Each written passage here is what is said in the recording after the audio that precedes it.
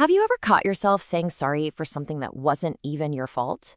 It's this almost compulsive need to apologize that a lot of us feel. So today, we're going to dive into where that comes from and what it means to carry an identity of apology.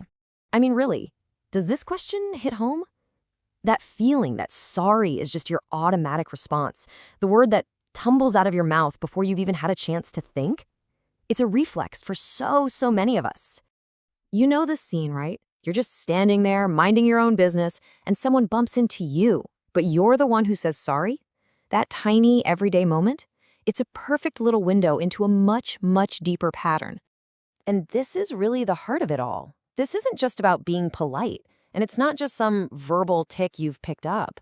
For a lot of people, it gets woven into their actual identity, this deep-down belief that you are inherently in the way, that your very existence kind of requires an apology. So, where on earth does a feeling like that come from? We're going to look at what some people call the inconvenient child experience. Now, this isn't some official diagnosis or anything. It's more about understanding the origin story. Because, figuring out where something started is always the first step to changing it. Okay, so at the core of this, there's a psychological concept called the internalized neglect schema. It's a really big phrase, I know, but it boils down to a pretty simple and painful idea. It's a core belief, usually learned when you're a kid, that your own needs, your feelings, your wants, are just a burden on everyone around you. And you can see this clear, straight line connecting the past to the present. On one side, you've got the childhood environment. Maybe your emotions were treated as inconvenient. Well, that translates into an adult identity where your very existence can feel like a transgression. If your needs were seen as a burden back then, you grow up feeling like you have to apologize just for having them. And if silence was how you survived as a kid, it's no wonder that apology becomes your go-to protection reflex as an adult. And I bet a lot of you recognize this version of yourself, the quiet kid. The one who would literally rehearse sentences in their head before speaking, just to make absolutely sure it wouldn't cause any trouble or make you seem like a problem. It's a strategy that's born from a very real need to feel safe. All right, so that was then. How does this way of coping actually show up in our adult lives? Well, these patterns, they don't just vanish. They evolve, and they find new ways to express themselves, often making us live in the margins of our own lives.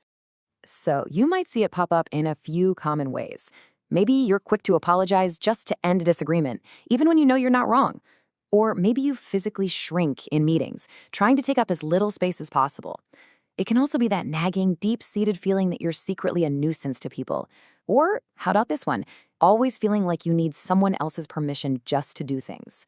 See, these aren't separate quirks. They're all branches growing from the exact same root.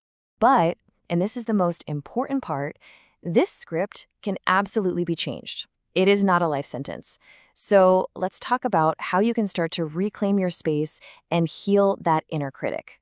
The key idea here is something called reparenting. It's pretty much what it sounds like. It means consciously giving yourself the validation, the permission, and the acceptance that maybe you didn't get enough of as a kid. It's all about becoming your own source of security and worth. So how do you actually do it? Well, it can start with 3 simple steps.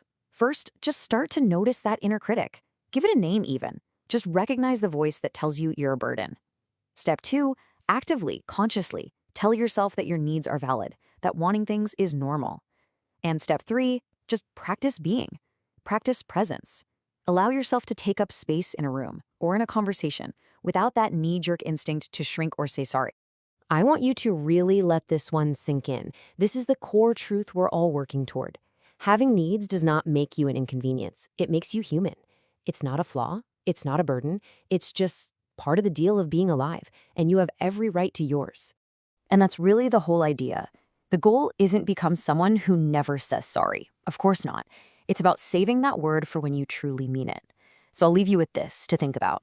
What is one small, manageable step you can take, maybe even today, to start existing just a little more without apology?